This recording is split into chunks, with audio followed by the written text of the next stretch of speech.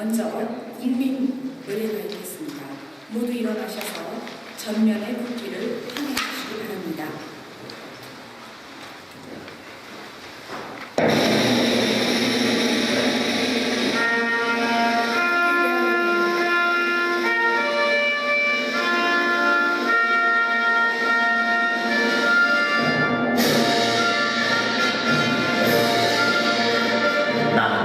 자랑스러운 태극기야, 자유롭고 정의로운 대한민국의 무궁한 영광을 위하여 충성을 다할 것을 굳게 다짐합니다.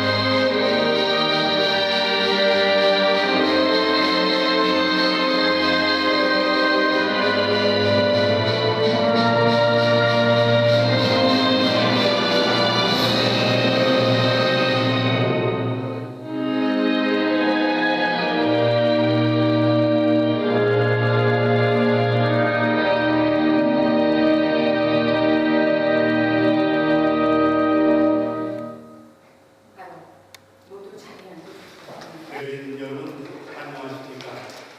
민주평통대사협의회 회장 이상종입니다.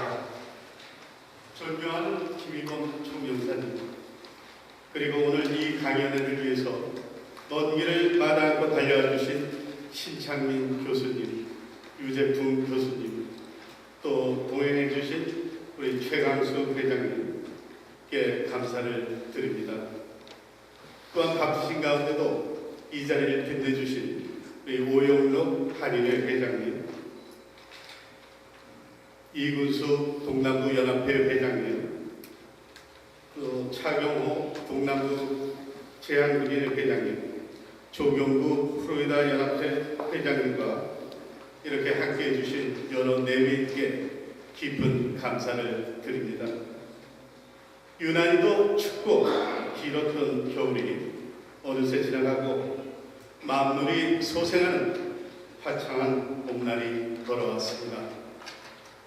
언젠가는 통일도 우리에게 이런 모습으로 다가오지 않을까 생각해 볼 때가 있습니다. 오늘은 4월 5일 식목일 날입니다. 서울에서 학교 다닐 때 식목일 날 도봉산에 나무를 심으러 갔던 기억이 납니다. 오늘 저녁에는 산만 틀게 하는 나무가 아닌 통일을 염원하는 한 그루 통일나무를 저와 여러분들 마음속에 심어야 되겠습니다. 박근혜 대통령께서는 지난 신년사에서 통일은 대박이라고 말씀을 하셨습니다.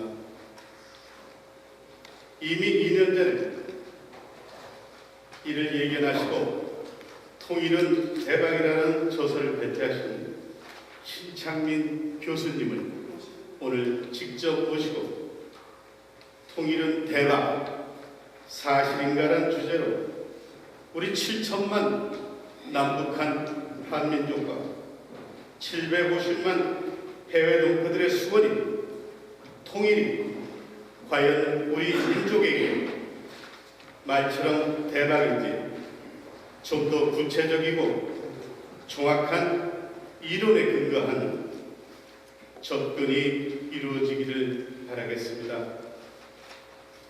또한 동행해 주신 유재풍 교수님의 재미동포 사회의 통일론은 그 깊이를 더해 주실 것으로 믿습니다.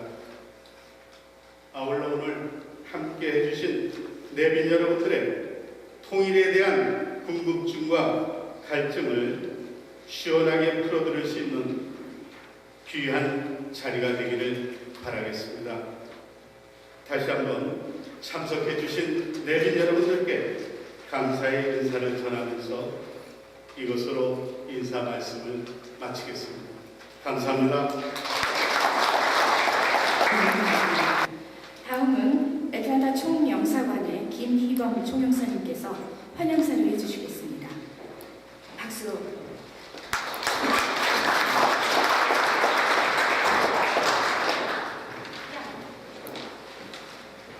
오늘 주말에 나와주신 여러분 모두에게 진심으로 감사 말씀드리겠습니다.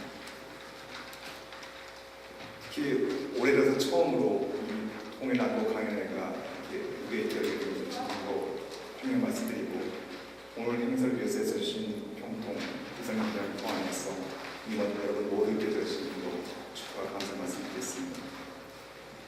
또 오늘 강연을 위해서 또 오신 신창민 이사님 또 유재분 대표님께도 진심으로 감사 말씀드리겠습니다. 오늘 강연은 시기로 매우 중요하고 또 그러한 때에 열리게 된 것 같습니다. 박근혜 대통령께서 지난번에 독일을 갔다 오신 이후에 5.18 공적을 모아놓고 다시 말씀드린 것 같습니다. 제가 오늘 그 말씀을 잠깐 인용하도록 하겠습니다. 대통령에 의하면 미래는 꿈꾸고 준비한 자의 것이다. 앞으로 5년, 10년이 한반도 통일을 위한 군성이 될 것이다. 우리에게 가장 필요한 것은 평화 통일 시대를 앞당기겠다는 역사적 소명이십니다. 시대마다 소명이 다른데 우리의 경우는 통일의 사명을 띠고 살아갈 세대이다. 또는 우리의 행동이 미래를 바꾸고 우리의 평가를 바꿀 것이다. 이런 취지로 독일에 다녀오셔서 고위 공직자들한테 말씀하셨던 것 같습니다. 오늘의 강연이 우리의 소명의식을 더욱더 확고하게 다듬는 그런 계기가 될 것을 믿으시면 될 것 같습니다.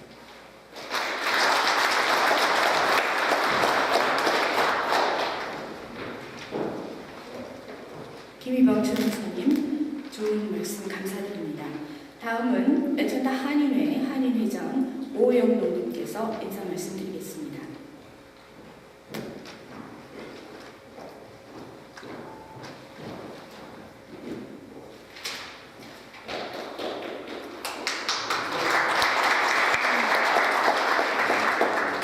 안녕하십니까. 존경하는 김희범 총영사님, 민주통합 아틀란타 이상용 회장님, 나사노 노인희 회장님, 한인 단체장님, 오늘 이 자리에 강연을 위해 참석하시는 동포 여러분 반갑습니다.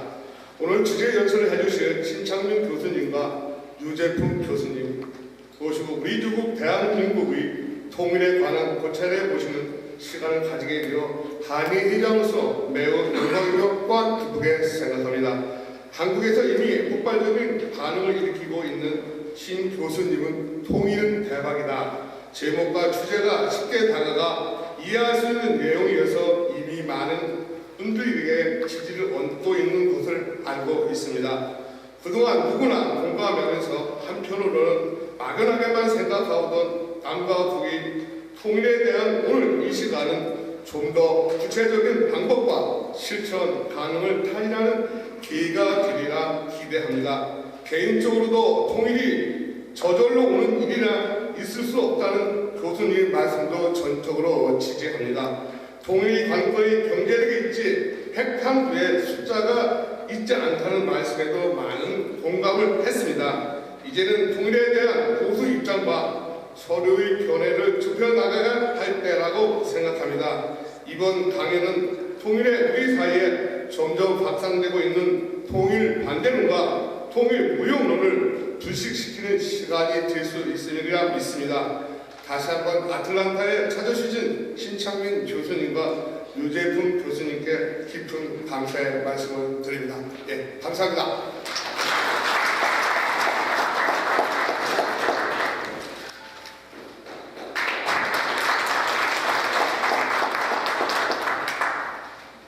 민주평통 전문위원 여러분, 동부에 반갑습니다. 오늘 민주평통 안보강연의 특별 강사로 초청되신 신창민 교수님과 통일은 대박 사실이다 유재풍 교수님의 재미동 사회 통일론을 주제로 안보강연에 매칠 축하하는 바입니다. 먼저 참석해 주신 총영사의 김희범 회장님, 한인의 오영락 회장님, 플로리다 연합회 조경호 회장님, 그 외에 참석해 주신 각 단체장님과 아틀란타 동포회원에게 감사 말씀드리겠습니다. 저는 국가 안보에 대해서 짤막하게 말씀드리겠습니다. 지난 2월 17일 수원 지방법원은 통합진보당 이석희 의원에게 징역 12년에 자격정지 12년, 나머지 피고인들에게는 4년에서 7년의 실형과 자격정지를 경고하는 선고를 하였습니다. 이는 이석기와 관련자들이 작년 5월 서울 합정동의 종교 수련시설에서 화합을 갖고 당시 북한에 의해 조성된 전쟁 위기 상황을 계기로 유사시, 해화전하고 평택 유류 저장소 등 국가 기관시설을 폭파하기 위해 총기를 구입하거나 폭약을 제조하는 방법을 사전에 논의한 혐의로 내란 음모 및 선동, 국가보안법 위반으로 검찰이 기소한 데 혐의 대부분을 인정한 것입니다. 미국 내의 보수단체들이 힘을 모아 종북 세력을 척결하려고 노력해야 합니다. 애국 세력의 노력은 현재 다수의 한인들의 의식과는 배제되는 매우 고무적인 일이고 더욱 장려돼야 할 것입니다. 실제로 통일부 산하의 북한 연구소가 지난 8월부터 약 2개월간 LA 지역의 한인 중고생 500명을 대상으로 한반도 통일 인식에 관한 설문조사를 실시하는 결과 대다수가 별 관심이 없다라고 답해서 재미교포들의 자유통일에 대한 의지가 매우 희박한 것으로 드러났습니다.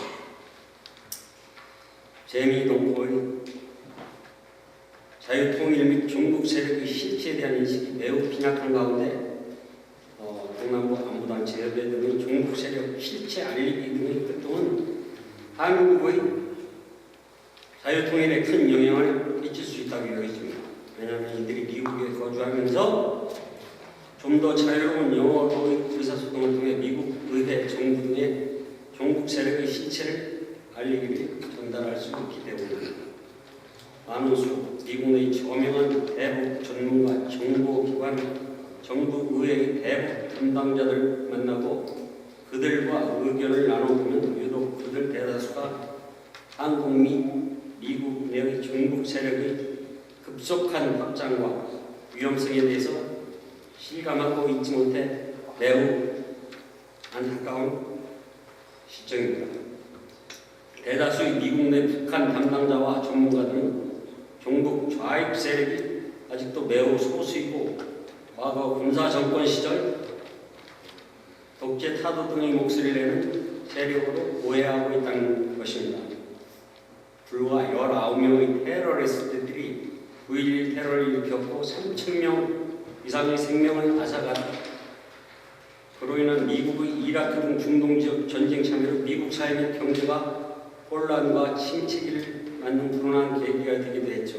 비록 19명의 테러리스트로 그 정도의 혼란을 일으킬 수 있는데 이석기 일파를 비롯한 수백 명은 대한민국의 지휘부 혼란을 위한 용인 암살 발전소 방송국 등등 국가기관 산업 파괴 등 대한민국의 극도의 혼란과 폭동 소요 사태로 빠뜨릴 수 있는 충분한 수위를 강조해서는 안 될 것입니다. 우리 모두 힘을 모아 종북 세력 척결에 앞장섭시다. 감사합니다. 조경구 회장님이시죠?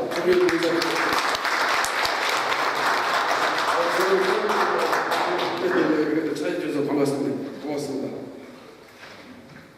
이 자리에 참석하신 내외기빈 여러분, 그리고 아틀란타 총영사관의 김희원 총영사님, 민주평통 아틀란타 협회 이상용 회장님, 멀리 워싱턴에서 오신 최광수 회장님, 특별히 오늘 통일은 대박이라는 주제를 가지고 강연해 주실 신창민 교수님과 유재풍 교수님께 제2동부의 한 사람으로 감사드립니다.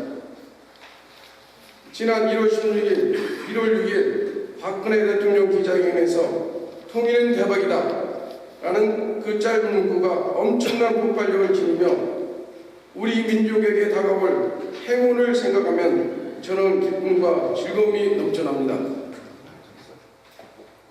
그저 멀리만 보았던 우리 통일을 대한민국 위전력들이 국가 백년 대계를 이루기 위하여 통일을 준비하고 시작하는 모습에 플로리다 동포를 대신하여 감사와 찬사를 보내는 바입니다. 이제 대한민국은 국민의 행복 시대를 열어가며 통일을 준비하고 배틀린 장벽이 어느 날 무너졌듯이 우리 통일도 어느 해 봄처럼 소리 없이 DMD 155마일 철조망이 없어지는 그날이 곧 오리라 전 믿습니다. 존경하는 내기빈 여러분, 저는 오늘 제2동부 한 사람으로서 오늘 통일은 대박이다 강인의 우리 통일을 한 발 더 앞당기는 시간이 되길 희망합니다. 감사합니다. 지금부터는 신창민, 유재풍 교수님의 강연이 있겠습니다. 먼저 신창민 교수님의 양력을 소개해드리겠습니다. 서울대학교 법과대학을 졸업하시고 미국 남가주대학 경제학 석사 그리고 미국 클레먼트 대학 경제학 박사 학위를 받으셨습니다. 중앙대학교 경영대학 학장, 중앙대학교 경영경제대학 명예교수, 한우리 통일연구원 이사장님 등 화려한 양력을 가지고 계십니다.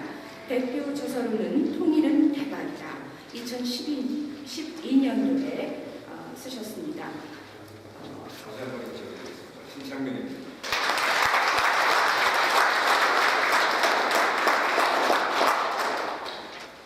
오늘 애틀랜타 지역사회 지도자 여러 선생님들을 모시고 통일 문제를 나누는 같이 논의 말씀드리게 되는데 고하는 영광으로 생각을 합니다. 오늘 다행히 주최 측에서 크게 배려를 해주셔서 우리가 통일에 대한 논의를 하고 그리고 여러 선생님들의 질문도 받으면서 서로 함께 논의할 수 있는 이런 기회를 만들어 주신 데 대해서 대단히 감사하다는 말씀을 드리고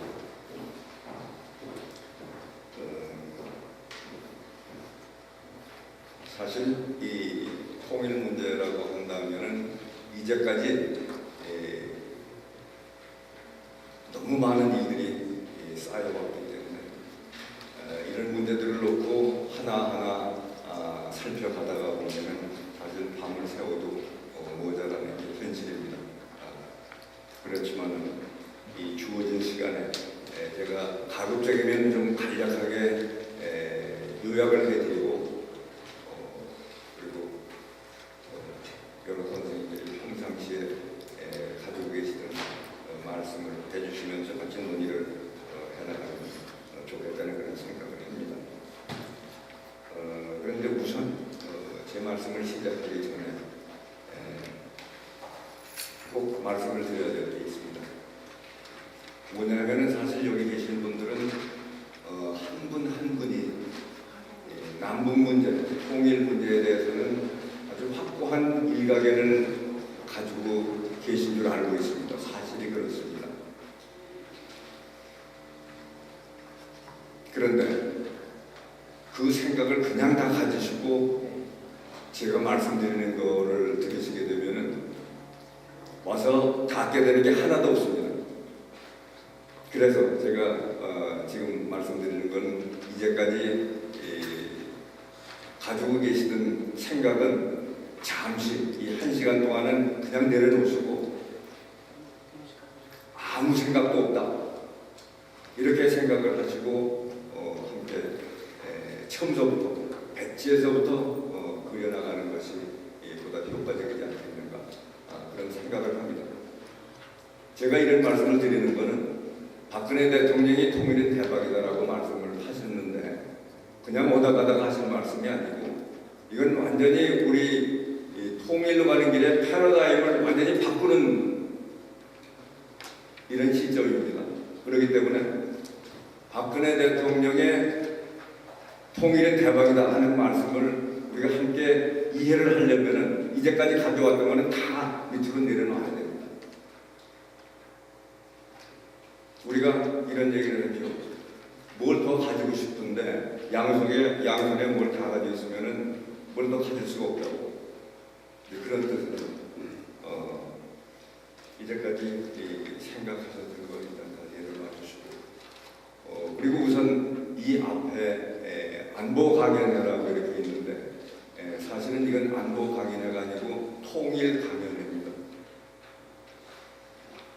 통일로 가는 길에 안보는 필수고 그게 없으면 아무것도 안 됩니다. 그렇지만 거기에 너무 집중을 하다 보면은 통일은 실종됩니다. 그래서 우리는 오늘 이 시간에 통일로 가는 길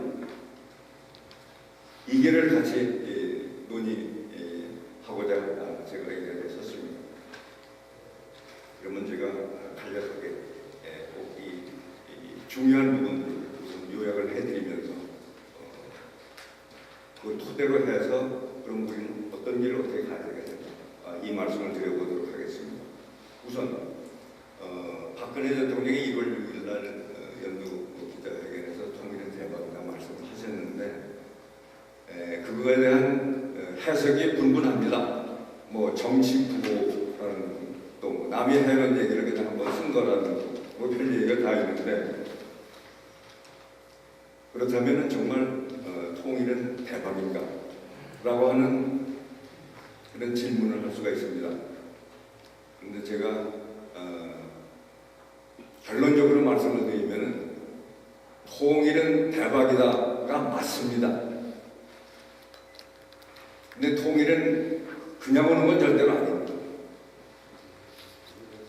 반드시 그거에 대한 대가를 우리가 치르게 되어 있는데 우리가 그 대가를 치를 그런 자세가 되어 있느냐, 능력이 있느냐 하는 것도 물론 문제가 되겠지만 중요한 것은 어떻게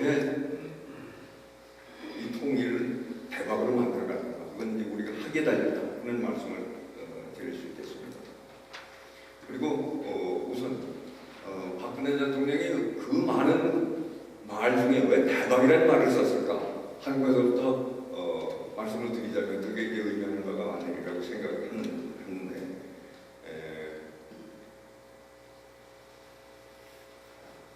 통일을 우리가 이루게 돼가는 과정에서는 통일에 대한 대가를 치러야 되고 그걸 이제 우리가 통일 비용이라고 한다면 통일 비용과 통일을 했을 때 우리가 얻게 되는 것 이걸 이제 비교하게 됐을 때 그로부터 나오는 그 이득이 엄청나게 크다라고 하는 이런 결론을 얻었다라고 한다면은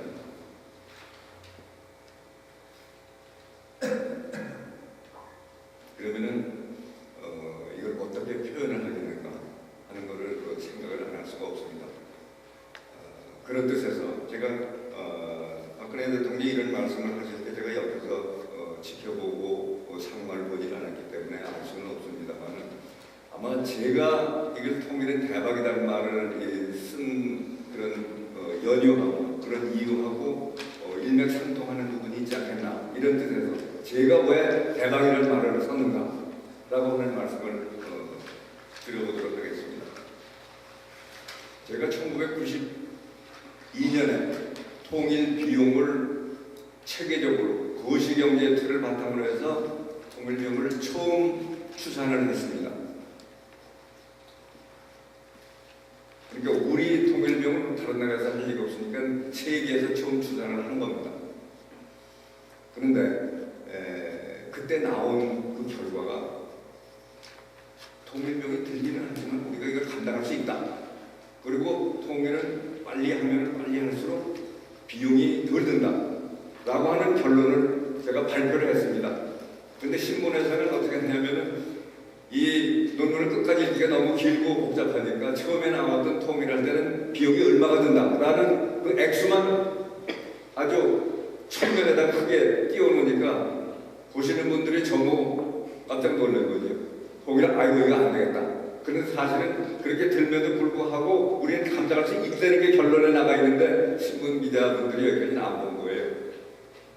그리고 그 다음에는 계속해서 이렇게 통일 비용 얘기가 나올 때는 그 숫자만 나온다고. 그런데 그 숫자가 나오면 보통 어떻게 되냐면 국가 전체적인 틀에서 비교가 되는 게 아니고 자기 보통 그 호주머니하고 비교를 한다고. 내가 예를 들어서 한 달에 몇백만 원을 수입이 된다. 그러면 그거하고 이 통일하는데 뭐 몇 조가 된다 뭐 이런 얘기가 나오면 도저히 가늠이 안 되는 거라고. 그러니까 아이고 저거는 위험하게 없다 이렇게 생각하기가 쉽고 그런 세월이 지났습니다.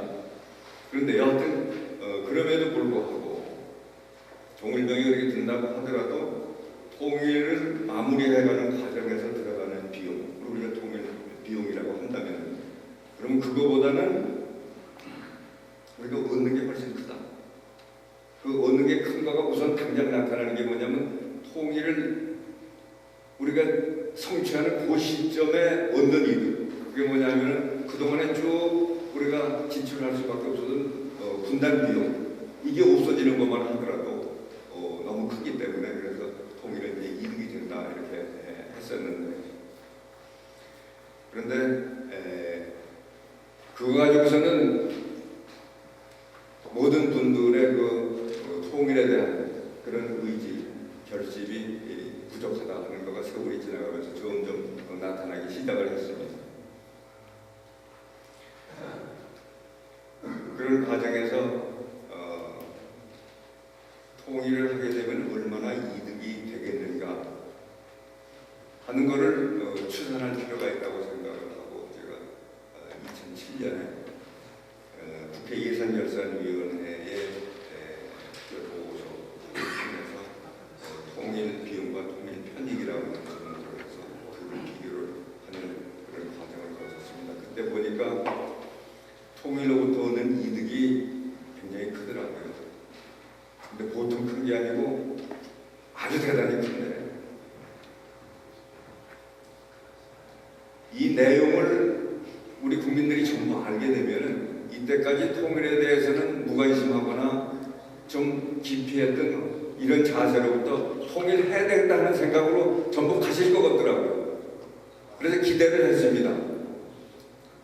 근데 실제로는 그 내용이 어디 가서 이렇게 부각이 된 적이 없고 다만 전문가 몇 분들이 이게 정말 이런 거가 나왔구나 하고 이제 그걸 활용을 하시는 그런 정도에 그치게 됐습니다. 근데 제가 이제 그때 계속해서 이제 대학에서 강의를 하면서 정년퇴직하고 난 다음에도 풀타임으로 계속 강의를 했습니다. 근데 하다 보니까는 안 되겠어요. 이 내용을 국민들이 전부 알면은 반드시 통일 쪽으로 전부 가야 되겠다는 생각들을 하실 텐데 그래서 강의는 다 접고 그리고 이제 책을 쓰기 시작했습니다. 1년 반 걸려서 책을 써가지고 2002년 여름에 책을 출간을 하게 됐어요. 근데 맨 마지막에 내용은 써놓고서 제목을 붙여야 되는데 이게 참 난감하더라고요. 어떻게 해야 될지. 이렇게 큰 이득이 온다 하는 걸 뭘로 표현을 해야 될지 모르겠더라고요.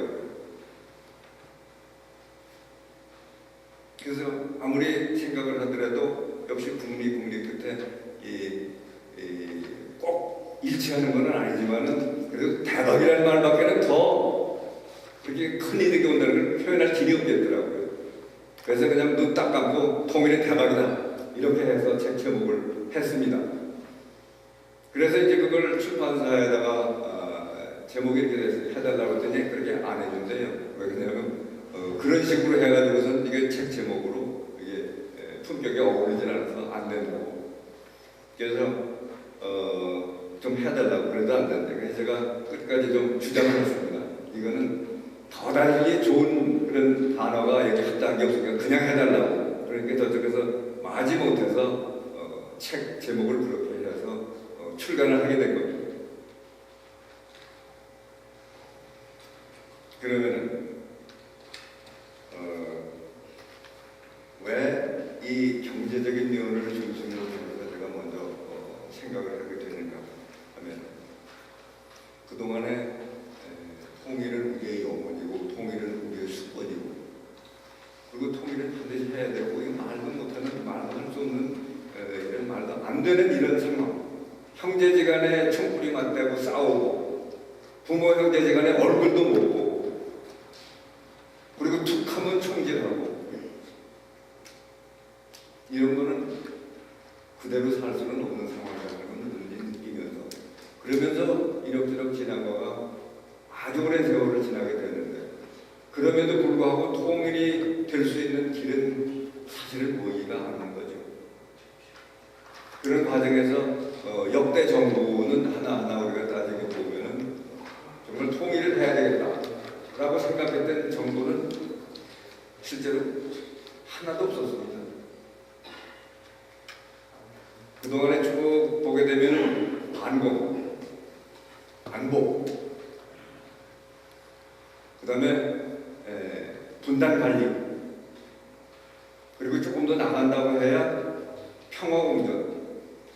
그렇지만 제일 많이 나간다고 하는 평화공전이라도 평화공전 100년 해봐야 통일하고는 인연이 없는 겁니다. 그냥 그건 계속 분단만 연장이 되는 거죠. 그러면 우리가 분단 상태로 그냥 쭉 간다라고 했을 때 과연 우리 이 결의의 암각은 어떻게 되겠는가 생각을 해보면 도저히 예측을 할 수가 없는 거죠. 언제 가다가 어느 시기에 누구한테 체약할지도 모르는 거고 우리가 부활말에 우리 안에서만 서로 지지고 싸우다가 다는 거가 그렇게 오래되질 않았는데 그걸 잊어버리고 또 안에서 서로 치근이 바꿔니만 싸우고 있으면 다 되는 걸로 생각하면 그건 아니죠. 언제 가서는 또 무슨 일이 일어날지 모르고 무슨 사단이 일어날지 모르는데 우리는 통일이 되면서 제대로 된 당당하고 강력한 이 나라를 만드는 게 다른 더 좋은 일이 오는데 이제까지 역대 정부에서 그렇게 해온 겁니다. 그리고 했다고 하는 거가 통일에 대해 생각을 안 한 건 아니고 하는 식으로 했지만 그거 가지고서는 통일이 이루어지지 않는 그런 형태. 그 이제 진행이 되는 그렇다면은 뭐가 문제였는가? 따지고 보면은 결국은 우리가 현실을 무시하고 살 수는 없는 거기 때문에 이 경제적인 면이 중요한 부분을 차지한 게 아닌가 하는 그런 생각을 하게 된 겁니다. 그래서 사회적으로 자리를 잡아오신 분들은 이제 통일하게 되면 통일보다는 그냥 저쪽에서 선가시게 저 사람들을 그저 보험료 내고 분단 관리하는 차원에서 적당히 다독거려 가면서 사는 뭐 이런 정도를 가지고 이제 만족을 생각하시는 분들이 이제 늘어나겠죠. 그런 과정에서 그러면은 과연 그렇게 경제적으로 부담이 되기 때문에 그렇게 그런 자세를 갖는 게 과연 옳은 건가를 파헤치기로 했을 때 결국은 경제적인 면을 그대로 전부 드러내는 이런 상황으로 분석을 시작을 하게 된 겁니다. 그런데 그걸 하고 나니까는 이건 부담이 아니고 기회가 되는 거고 그리고 아주 엄청난 이득이 들어온다는 그런 결론을 얻게 보게 되면은 이걸 조금 뒤로 내게 줄 수 있어요? 저 파워포인트를 좀 뒤로 내게 주시면 고맙겠습니다. 여론조사를 보면서 우리 이 일반 국민들의 생각 하나 더 내려주세요. 네, 하나 더 내려주세요. 네. 우리 일반 국민들의 생각이 어떻게 변화되고 있는가를 잠시 보시게 되면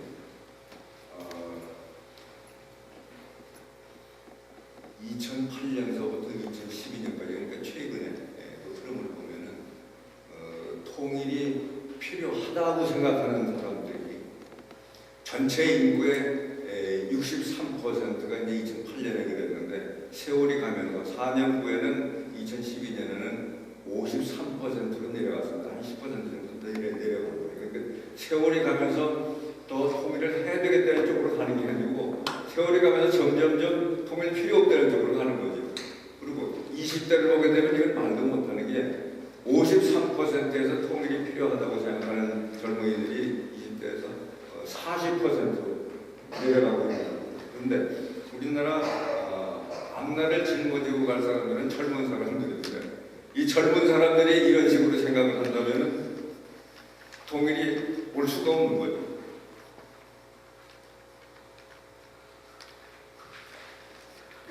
그리고 이제 하나 더 내려주세요. 박근혜 대통령이 통일은 대박이라고 생각한다고 1월 6일날 말씀하셨는데 그 다음 달에 여론조사한 게 조선일보에서 여론조사한 게 통일이 나에게 이득이 안 될 거라고 생각하는 사람들이 66%를 넘습니다. 3분의 2가 통일이 자기한테 이득이 안 될 거라고 생각하는 거예요. 그러니까 박근혜 대통령이 통일은 이득이 되고 엄청난 이득이 돼서 대박이라고 말씀을 하셨는데도 불구하고 일반 국민들은 저렇게 생각을 하는 겁니다. 그리고 통일 비용이 통일로부터 오는 이득보다 더 클 거라고 생각하는 사람들이 48%, 그러니까 국민들 절반은 이렇게 생각을 하는 겁니다. 그런데 이 대박이라고 하는 말이 나온 거 자체가 비용하고 이득하고를 비교를 해봤기 때문에 이게 대박이라는 말이 나오게 된 건데, 근데 대통령이 말씀하신 것도 안 믿는 거죠. 그러니까 그동안에 가지고 있던 그 고정관념을 그냥 그대로 가지고 가는 겁니다.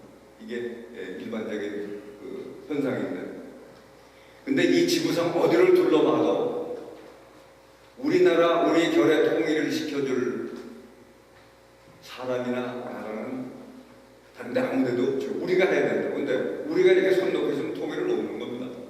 그럼 누구 존재시키는 거냐? 북한에 있는 백두혈통의 그 집안밖에 이득되는 거죠. 그건 계속 권력을 유지할 수 있습니다. 이쪽에서는 현상 유지를 하고, 그리고 기껏 대평화, 김대중 대통령 때 많이 나간 게 이제 평화공조입니다. 그런데 평화공조 백내를 해야 통일되는 방법은 인연이 없는 겁니다. 이제 이런 모든 이런 일련의 이런 거를 보면서 우리가 통일을 하는데 이렇게 하나 더 내려주세요. 정말 통일이 이렇게 부담스러운가? 이거를 이제 우리가 하나하나 따져봐야 되는 거예요. 근데 제가 통일 비용하고 통일 이득을 체계적으로 전부 추산하고 나니까 어떤 결론에 이르냐 하면은 여기서 보시는 것처럼 제일 첫째로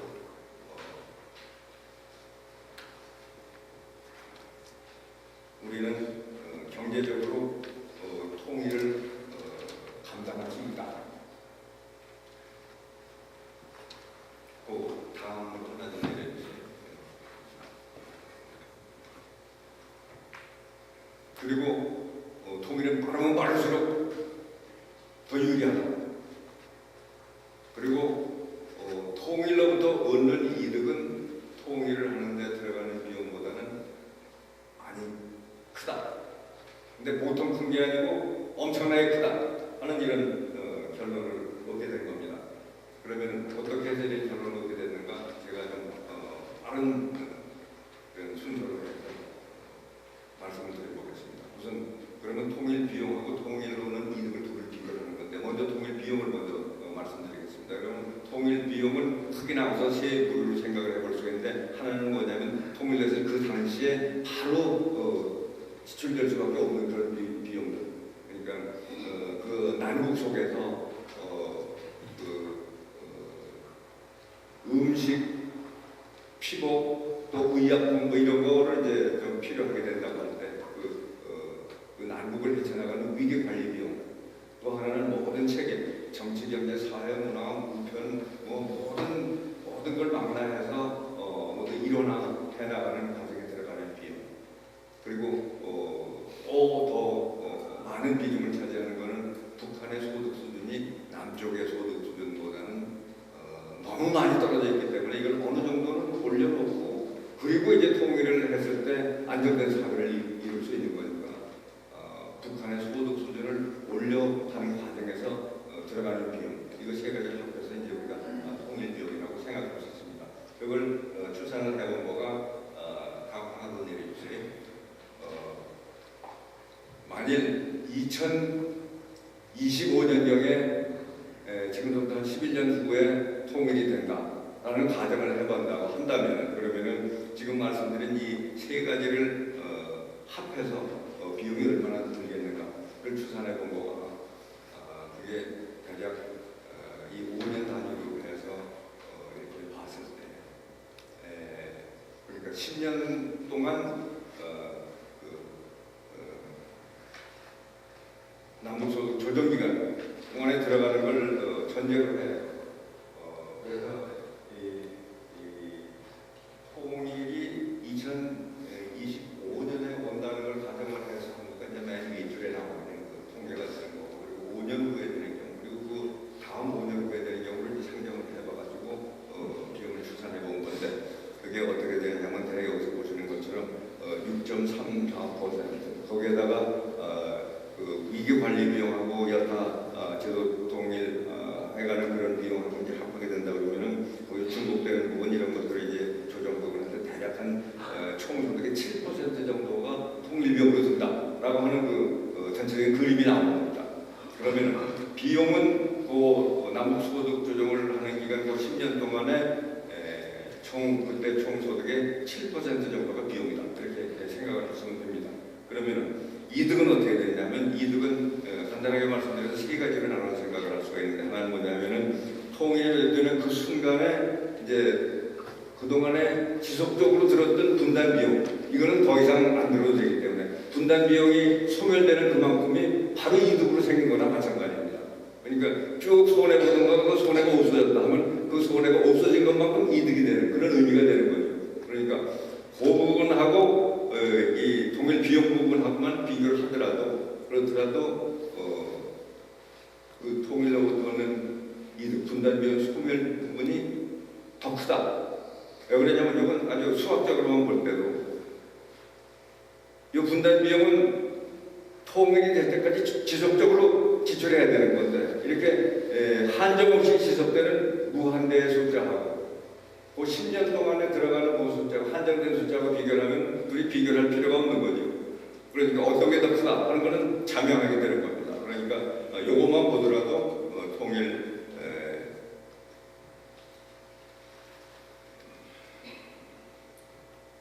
했을 때 이득이 더 크다 하는 그런 말씀을 드릴 수가 있는데 근데 사실은 통일 대박이다 하는 거는 그 다음번에 나오는 겁니다.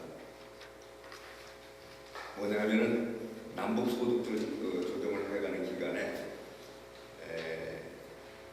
북쪽에서 경제가 성장해가는 걸 말할 것도 없고 남쪽만 생각하더라도 매년 11%의 경제 성장을 지속적으로 해나갈 수가 있는 겁니다.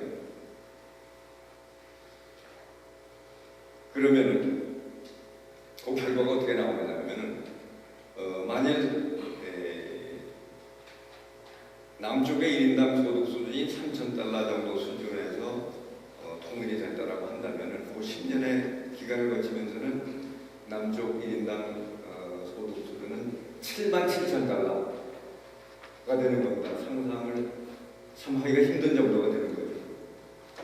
그리고 북쪽 지구 주민들은 1인당 거주 수준이 38,500불 정도가 됩니다. 그러면 지금 현재 북쪽에서는 사람들이 굶고 있죠. 믿기지 않는 그런 상황이지만 현실입니다. 그래서 이 근래 얘기하는 거 보면은 670만 정도가 기아선상에 있고, 그리고 2,400만 중에 3분의 1의 1,600만 명은 장기적인 식량 부족 상태에 있다. 이렇게 UN 보고서가 있다고 합니다. 그러면 이게 점잖게 얘기해서 장기적인 식량 부족 상태지 굶주린다는 얘기, 하루 세 끼밥 못 먹는 얘기. 그게 국민의 3분의 2가 되는 거죠. 그런 상황에서 3만 8, 9천 달러 정도가 된다고 한다면 지금 남한보다도 훨씬 잘 사는 그런 세계로 가는 거죠. 그러면 이거는 완전히 상상을 할 수 없는 그런 환상적인 변화를 받게 되는 건데, 그게 그 10년 동안에 사실상 그렇게 일어나게 돼 있는 겁니다. 그리고 여기서 중요한 건 뭐냐면은 통일돼가는 과정에서 남쪽만 이득을 보는 게 아니고 북쪽도 남쪽 못지않게 엄청난 이득을 본다고 하는 이 사실. 그래서 이제 앞으로 가면서 북한 주민들도 꼭 알아야 된다. 저는 이렇게 생각을 합니다. 그런데 이렇게 우리가 단계를 놓고 볼 때 첫 번째 분단 비용 없어지는 그만큼의 이득이 생기는 거. 두 번째는 10년 동안 조정을 해가는 기간에 매년 11%의 경제 성장이 이루어지는 거. 그리고 이제 세 번째 제가 말씀드리고 싶은 거는, 그럼 10년이 끝나고 난다면은 모든 게 다 거기서 다 정지가 되는 거냐? 그렇지 않고 경제라는 거는 살아 움직이는 것처럼 계속 앞으로 나가게 되어 있습니다. 그러니까 그 탄력을 받아서 경제가 이제 계속 성장해 나가는 거고. 그런데 이렇게만 본다고 하더라도 남북이 전부 평균에서 한 6만 5천 달러 이 정도 된다고 했는데, 그 정도 되면은 우리가 실제로 영국, 독일, 불란서 그런 나라들의 조금도 부럽지 않은 그런 수준이 되는 겁니다. 그런데 그게 세계적으로 미드가 되느냐, 그건 우선 둘째고, 지금 제일 앞서서 나간다고 하는 나라들은 못지않게 우리가 이제 그런 수준으로 가는 거고, 확실히 들어오는 거고. 그러면은 이렇게 통일이 좋다라고 하는 걸 우리가 알았다고 한다면은, 그럼 이제 통일을 만들어내야 되겠는데, 저는 통일을 이룬다든지 통일이 온다든지 이런 말은 쓰고 싶지가 않습니다.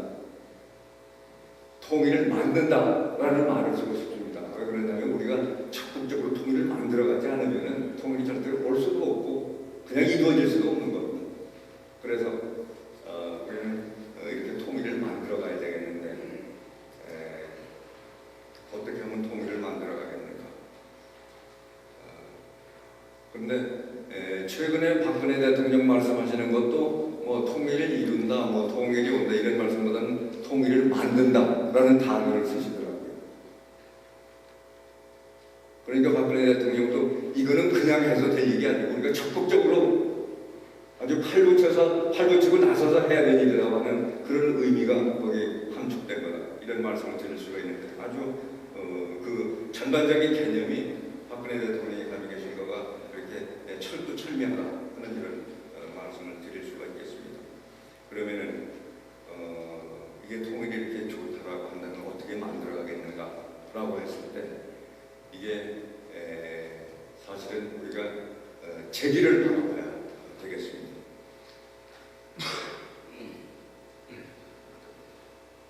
제가 20여 년 전에 R 이론이라고 하는 거를 정리를 했는데, 뭐냐면 우리가 통일을 하려면은 가만 생각하니까는 그냥은 안 되겠고,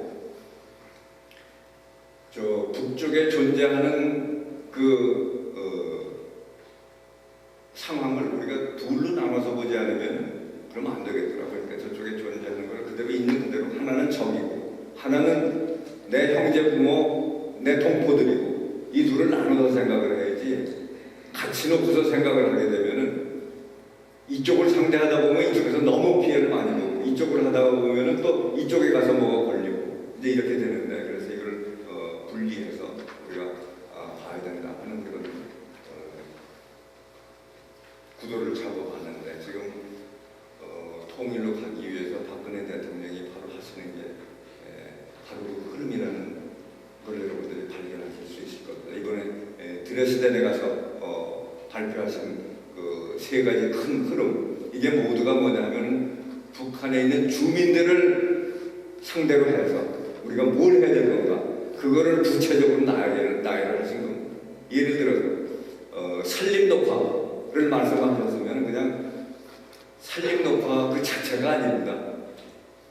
그게 아니고 그 의도가 뭐였겠는가 우리가 생각을 하면은 그 과정에서 북한에 있는 주민들하고 남한 주민들하고 접촉이 되고 교류가 되는 겁니다. 그 과정에서 남한의 진정성이 들어가는 겁니다.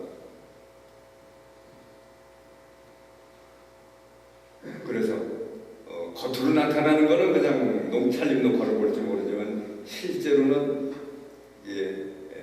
남북의 정서가 가까워지는 이거를 염두에 두고서 그러고 시작하는 거가 이번에 한 발 더 나가서 그 전에 이제 산림 녹화는 말씀하셨는데 이 근래는 이번 드레스덴에 가서는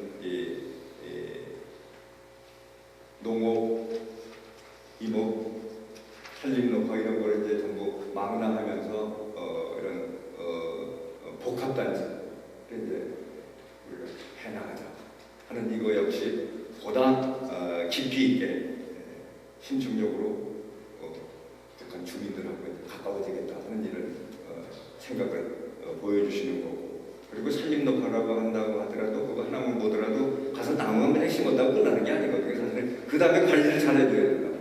그러면 심고 그 다음에 관리하고 이러는 과정에서 북한 많은 주민들하고 접촉이 이루어질 수밖에 없는 거예요. 이제 그거를 염두에 두고 이렇게 하시는 거다 이렇게 볼 수가 있습니다.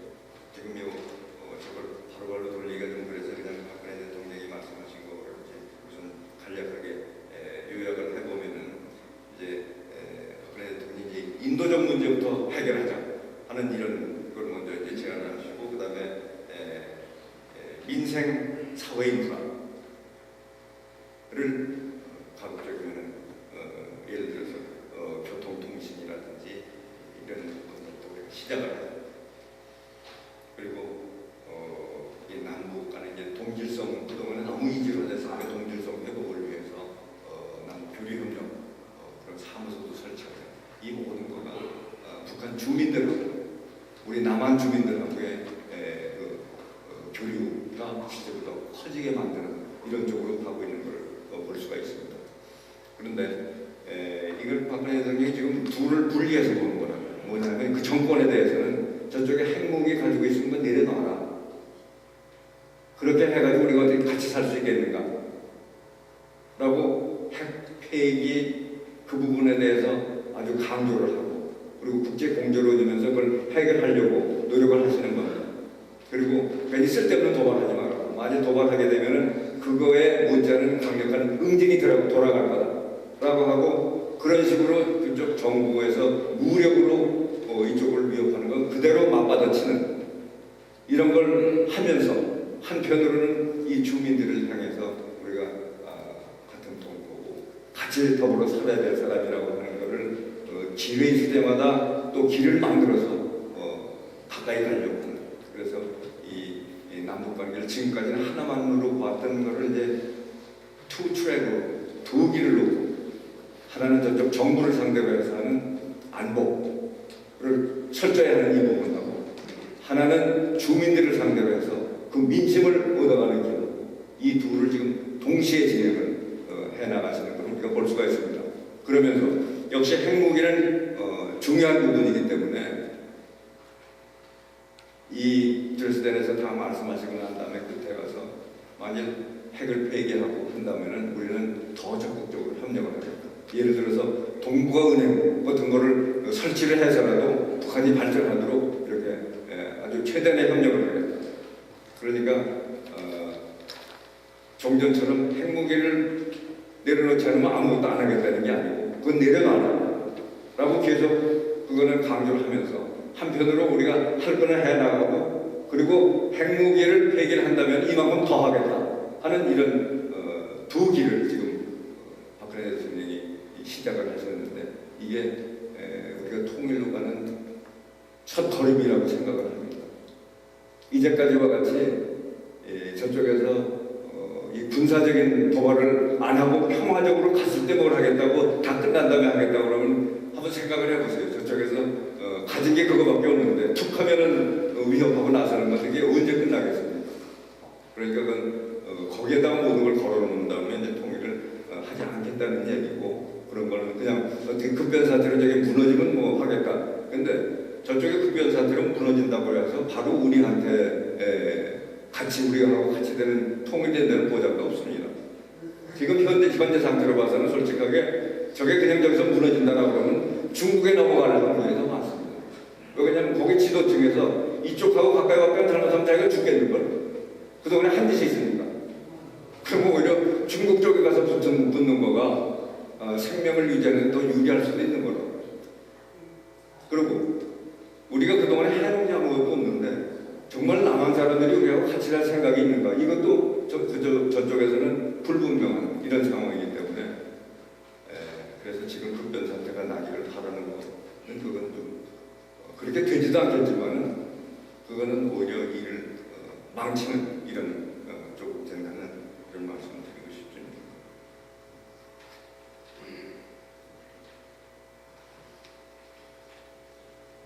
그러면 이런 북쪽의 민심을 어떻게 우리가 얻어갔냐 하는 것은 저는 이제 세 가지로 이제 정리를 해봤는데 하나는 뭐냐면은 통일이 되면 불법을 맨 처음에 해야 되는 부분이 북측에 있는 사회 인프라 부분입니다.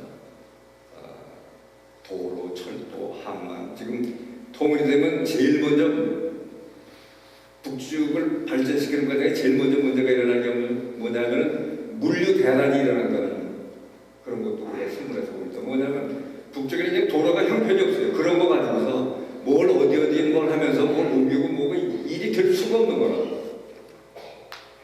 그러니까 사회 인프라가 되면서 모든 게 그 다음 단계로 넘어가고 그런다고 한다면 우리가 제일 먼저 해야 될 부분이 바로 그 기본적인 전기, 이런 도로, 철도, 항만, 아주 기본적인 데서부터 모든 게 이제 시작이 돼야 되는데 그거를 기회가 닿는 대로 미리 그걸 해나간다고 한다면 그런 길을 열어나간다고 한다면 나중에 통일이 됐을 때 그만큼 우리가 해야 될 것도 그만큼 줄어드는 거고 단축이 되는 거고 그리고 그 과정에서 북한의 민심이 우리 쪽으로 오도록 우리가 만들어갈 수 있다. 사람들이 접촉을 하면서 뭐가 되고 사실 북한 사람들에게 만나고 보면은 정치 얘기 안 하고 할 때는 참 그렇게 순박할 수가 없어요. 이 도시가 이렇게 된 데서는 사람이 까다로워지고 뭐 이렇게 될지 모르지만 그 사람들은 하도 그냥 어렵게만 그냥 어색하게 살았으니까 참 순박하고 이런 사람들인데 이제 정치 얘기 나면 이제 완전히 그때는 이제 다른 동물이 되어버리고 그렇게 되지만은 이제 그 사람들이 이제 우리의 그 진정성을 알게 되면서는 그것도 다른 차원으로 들어간다 이런 말씀을 드릴 수가 있겠습니다. 그러면은 어떻게 보면은 그 사람들의 마음을 잡아오겠는가 하는 것을 바로 그 북한의 기본적으로 돼야 될 그 사회 인프라 그거는 박근혜 대통령이 당선되시고 난 다음에 얼마 되지 않아서 신뢰 프로세스를 거치면서 북한의 사회 인프라를 투입을 하는 게 바람직하다 이런 발언을 하신 게 있습니다. 여러분들이 이제 옛날에 박근혜 대통령이 발언하신 걸 이렇게 전부 추적을 해보면은 그게 다 이게 맥이 통해 나가는 겁니다. 그냥 가다가 그때 그냥 한두 마디 이렇게 던져버리는 게 아니고 그 흐름 속에서 제가 아까 말씀드린 것처럼 북의 정권에 대해서는 그 무력 도발을 못하도록 아주 강력하게 이거는 안보 철저하게 하면서 다른 한쪽으로는 저쪽 민심에 다가가는 것을 벌써 지난해서부터 사실은 시작하고 계십니다. 그 마음속에서는. 그런데 이제 이게 이번 드레스덴에서 이제 선언하시면서는 더 확실하게 나가는 거고 앞으로 가면서는 이제 실행 단계로 더 이제 들어가게 되리라고 봅니다. 이게 제대로 지금 가고 계십니다. 그걸 우리 일반 국민들이 그걸 이해를 하고 그분이 해나가시는 거를 우리가 합심해서 협력을 해드릴 때 그럴 때 제대로 된 성과가 나오는 거지 이게 팔 따로 다리 따로 이렇게 놀게 되면 안 되는 거죠. 그리고 지금은 사실 그 주위에서 보좌해 드리는 분들이 참 피처간에 애로가 많을 거예요. 왜냐하면 그분들이 이때까지 분단 관리만 좀 생각하고 이랬기 때문에 통일까지 생각을 안 하고 살던 이런 분들인데 박근혜 대통령이 이제 통일까지 가자고 하니까 이게 좀 헷갈리는 거라. 며칠 전에 이제 쪽에 이제 때가 되고 비료를 좀 보내야 되겠다 하는 준비해 놓으니까는 그 담당 부서에서 안 된다고 저쪽에서 핵무기 내려놓기 전에 이거 못 보낸다. 바로 3, 4일 후에 대통령이 우리는 이런 길로 간다. 그 선언하는 게 바로 3, 4일 후에 나오는데도 그 중국구체에 있는 사람들이 그 정도밖에 이게 돌아가질 않는 거예요. 왜냐하면 그동안에 그렇게 머리가 굳어 있기 때문에. 그래서 이게 결국은 정부가 함께 협력하는 이런 쪽으로 가려면 이 부도가 어느 쪽으로 간다는 걸 우리가 전부 같이 이해하는 거 기본이 돼야 된다. 이걸 우리가 지적하지 않을 수가 없습니다. 그러면 이제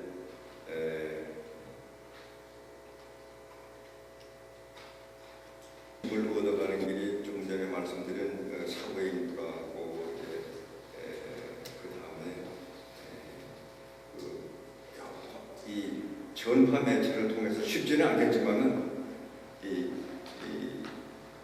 세계 상황이 어떻다는 거 그리고 남측 상황이 어떻고 남측 주민들의 생각이 어떻고 그렇다는 게 자꾸 북한 쪽에 들어가야 되는데 그런 전파를 통한 그 정보 입력 그리고 이제 과학기술 협력을 통해서 저쪽에 이득이 되게 하는 부분 이 부분에 대해서는 또 박근혜 대통령이 벌써 얼마 전에 언급을 하시더라고요. 이 과학기술 협력을 통해서 북한의 주민들한테 실제로 피부에 닿을 수 있도록 이득이 되는 이런 쪽으로 했으면 좋겠다. 그러니까 이런 것들이 모두 복합적으로 이루어지면서 그쪽에 우리 친정분에게 닿고 그런 과정에서 우리도 좀 남한 사람들처럼 저런 자유민주 속에서 시장경제 속에서 좀 우리 좀 잘 살았으면 되겠다 좋겠다 이런 생각이 들 때 이제 언젠가 뭐를 통해서인가는 통일로 연결이 되리라고 생각하는데 바로 독일의 통일이 이루어진 그 가장 근본은 그거라고 생각합니다. 동독에 있는 사람들이 서독에 있는 사람들을 보면서 우리도 좀 저렇게 살았으면 하는 부러운 마음이 마음속에 계속 자리 잡고 된 거가 결국은 어느 계기에 왔을 때 결국은 다 합쳐지게 된 게 아닌가 이런 생각을 하는데 우리 경우에도 바로 북쪽에 사는 우리 동포들의 민심이 우리 쪽 지금은 적입니다. 지금 현재는 엄연하게 적이라고 일이 있으면 나와서 나한테 좀 쏴주길 이런 상황이 현실이라고. 근데 이걸 우리가 동포라고 생각하면 착각인 거고 지금은 동포라고 생각하기가 어렵습니다. 적입니다.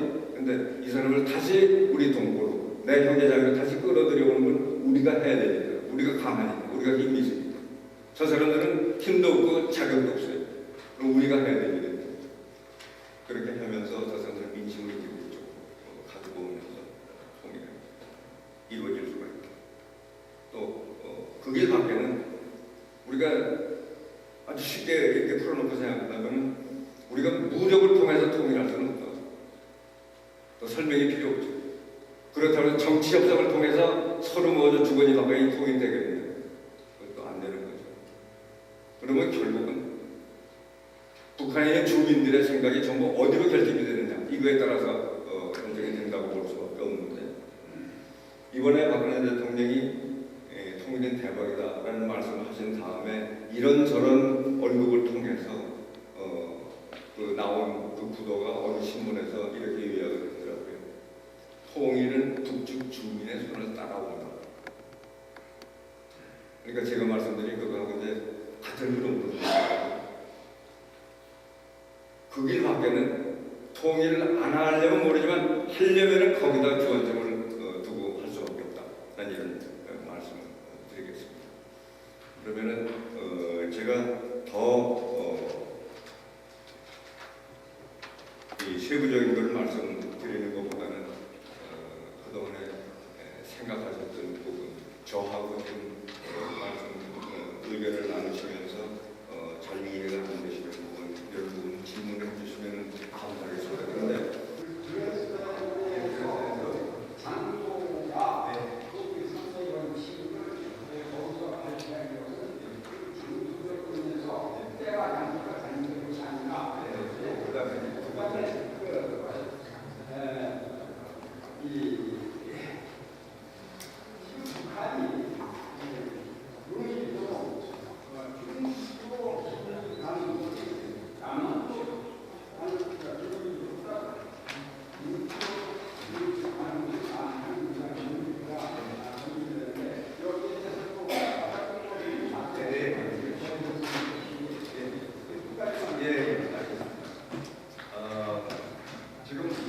박근혜 대통령이 드레스덴에서 이런 말씀을 하신다고 하는 것은 그 자체로 해서 무슨 큰 하자가 있거나 결함이 있다고 보기는 어렵습니다. 오히려 우리보다 먼저 통일을 한 독일, 그 상징성, 그리고 드레스덴이 통일되기 전에 그렇게 어려웠던 지역인데 지금 눈에 띄게 그렇게 발전된 상황, 이거를 보면서 그 의미하는 말을 우리가 통일이 됐을 때 우리는 잘 갈 수 있고 그리고 이렇게 큰 변화가 온다는 것은 우리는 상징성도 우리 잘 보여주는 게 아닌가 그런 생각을 합니다. 그리고 그거와 관련해서 말씀드린다면 만일에 독일에서 통일되기 전에 이제 여러분들이 보시게 될 통일은 대박이다라는 책의 내용을 독일에서 먼저 그걸 알았었더라면 지금 독일은 아주 하늘로 날아갈 겁니다. 대단한 발전이 있었을 거예요. 그런데 그런 걸 못하고 실수를 너무 많이 했어요. 독일에서는. 그러니까 크게 세 가지만 논다라고 한다면 뭐냐면 화폐를 1대1로 계산해주고 임금 수준을 동독 사람 있는 수준을 서독 사람 있는 수준으로 올려주고 대접한다고 한 거예요. 근데 그것 때문에 동독이 아주 망해버렸습니다.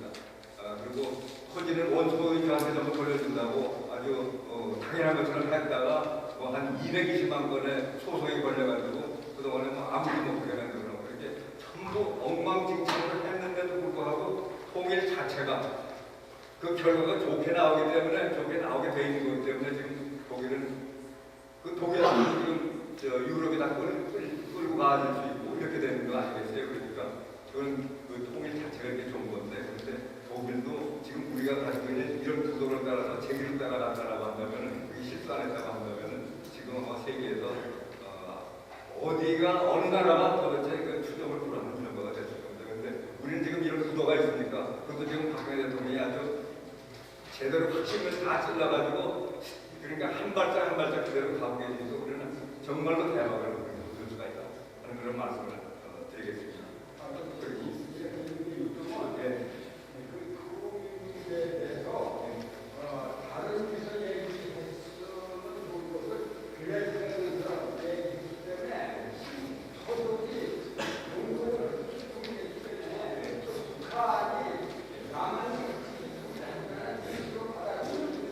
그걸 그렇게 받아들여도 좋습니다. 저거는 저 체제는 우리 솔직하죠. 저 체제는 의미가 없습니다. 그 많은 사람을 굶겨 죽이는데 아무리 이념이 좋으면 뭘 하냐. 정치는 결과입니다.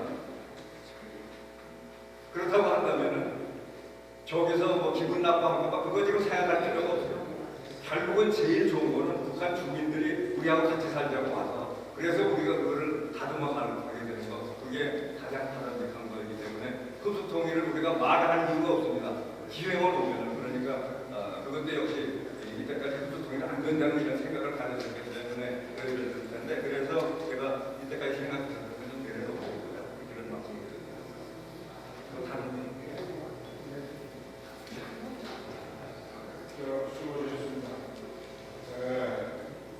통일이 민족의 대박인 것은 분명한 사실인 것 같은데 상대의 북한이 전혀 준비가 안 돼 있고 남친야의 거긴 물론 또 우리 국민들과 정치인들도 통일을 위한 국민의 통일과 통일이 전혀 안 돼 있는 현실 또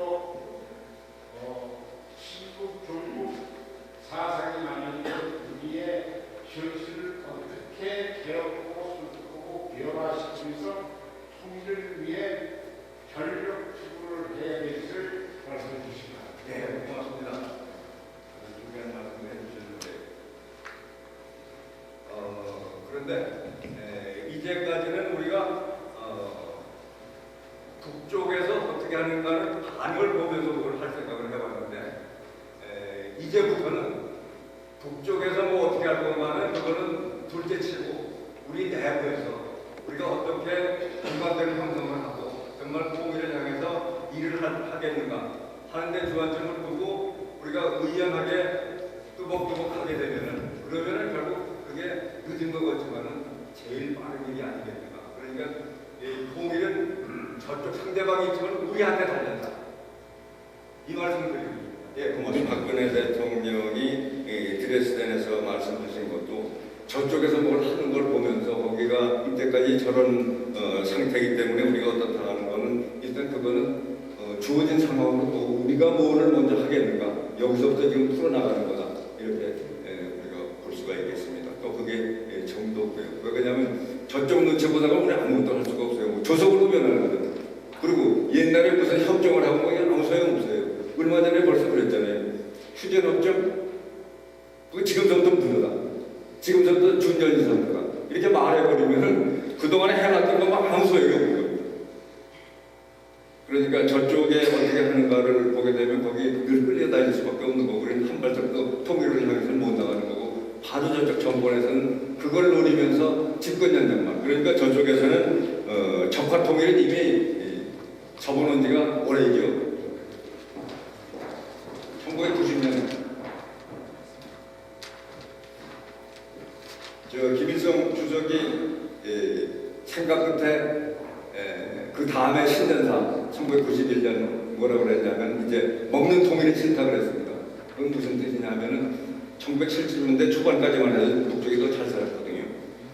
그러니까 박정희 대통령은 잘못하다가 이거 당하겠다 싶어가지고 권투하다가 힘이 딸리면 가서 클린치하고 매달리는 것처럼 7.4 공동성명 그래서 평화하자 이렇게 했던 겁니다. 그건 남쪽의 시간을 벌이기 위해서 그랬던 거죠. 워낙 이제 그때 북쪽하고 남쪽하고 관계가 그랬으니까. 근데 1990년 이렇게 이루어지고 보니까는 이 남북의 소득 수준이 5대1로 완전히 역전이 돼도 이렇게 크게 되고 그러니까 김일성 그때 손 들은 겁니다. 이제 남쪽에 당하지만 하면 되겠다 싶어서 먹는 통일이 싫다 그랬습니다. 그러고 난 다음에 지금 계속해서 남북의 소득 격차가 벌어져 가고 있으니까 지금 한 20대 정도 이렇게 가고 있는 거 이제 여러 선생님이 잘 아시는 것처럼 지금 그렇게 가고 있으니까. 제가 말씀드린 건 국내에서 가장 우리 통일을 위해서 우리 국민들은 무엇보다 지금 국론 분열 상태는 통일의 준비가 안 됐다고 합니다. 그쪽으로 끌고 가려고 그러는 거죠. 지금 대통령이 안 돼 있으니까 아주 큰 대박이다. 그래서 국민의 그 자신감을 넣어주려고 그래서 시작을 한 거죠. 지금 전혀 안 돼 있죠. 아까 자신감을 말로 불러준다고 거의 자신감이 들어가는 게 아닌데 구체적인 국론 분열 상태를 어떤 방식으로 해결해야 될까를 한번 말씀해 주시기 바랍니다. 제가 아까 말씀드린 것처럼 국론 분열을 먼저 이걸 합쳐나가려고 하는 거를 지금 말씀하시는데 제가 말씀드린 거는 그거는 그거대로 두고 우리가 해야 될 길을 해나가면서 자연이 따라오게 만들어야지. 예를 들어서 지금 동서가 갈등이 너무 많다. 그럼 동서 갈등이 다 끝난 다음에 통일로 가자. 이건 날새는 일입니다. 될 수도 없고. 그리고 지금 뭐 이석기니 뭐 나가서 별소리 다 하지만은 그렇지만 그 사람들 지금 북한에 가서 살려고 그러면 가서 살 사람 아무도 없습니다. 솔직하게. 그리고 뭐 미국 놈들 나쁜 놈들 뭐 맨날 손가락질 하면서 이러면서 자기 아들을 미국에 유학 보낸다. 잘 아시잖아요. 그러니까 그러면서도 자기 존재감을 나타내기 위해서 별소리 다 한다고. 그거 어떻게 일일이 그걸 다 저기 하나요. 우리 국민 전체적인 정서가 우리는 통일을 꼭 해야 되고 할 능력이 있고 자신이 있고 이런 큰 기회를 만들어야 된다는 이런 큰 기운을 만들어가서 그래서 그게 통일로 만드는 그런 쪽으로 가야지. 그걸 지금 말씀하시는 걱정하시는 건 충분히 100번 이해를 합니다. 너무 이게 갈려있고 아까 말씀드린 것처럼 100사람 있으면 100사람 다 생각이 다르고 1000사람 있으면 1000사람 생각이 다르고 또 뭐 조금 한 데서 100가정명이라고 다 하는 일이 다르고 그걸 언제 다 합쳐가면서 우리가 통일을 갈 수 있겠는가. 지금 우리 지도자가 이 전체적으로 큰 그림을 제대로 파악을 하고 이렇게 가는 과정에서 우리 국민들이 거기에 같이 합치면서 가면서 긍정적인 일을 하는 가운데서 이제 통일을 이룰 생각을 해야지 부정적인 걸 없애는 거 먼저 하고서 간다 그러면 그건 아마 불가능한 일이 되지 않겠는가 그런 생각을 합니다.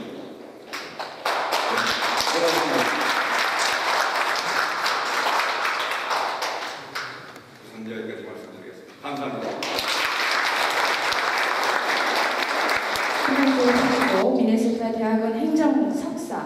사회학 박사학위를 받으셨습니다. 메릴랜드 로열라 대학 정교수님, 명예의 교수를 역임하셨고 현재 원코리아 파운데이션 대표이십니다. 저서로는 미흑인 주민들의 주택 상황 연구니 수편이 있습니다. 오늘은 재미동포 사회 통일론이라는 내용을 가지고 강의를 해주시겠습니다. 유재풍 교수님을 큰 박수로 모시겠습니다.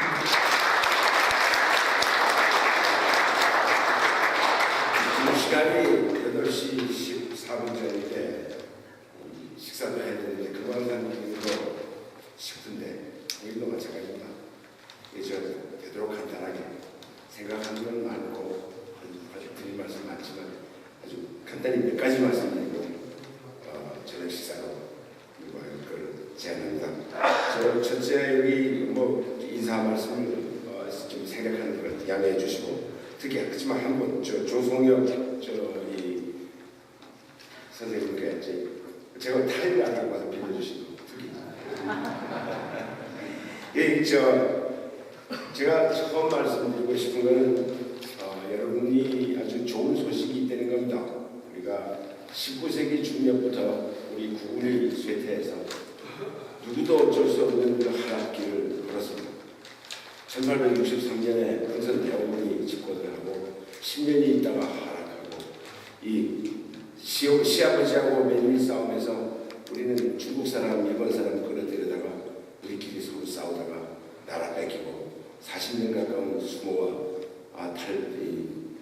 수탈을 당하고 그 다음에 이제 해방이라고 왔더니 또 분단이 되고 분단은 또 전쟁으로 연결이 돼서 300만 가까운 우리의 동포들이 피를 흘리고 수백만의 가족들이 이산이 분리가 되고 오늘까지 그 고통이 계속되고 있는 우리의 참담한 상황입니다.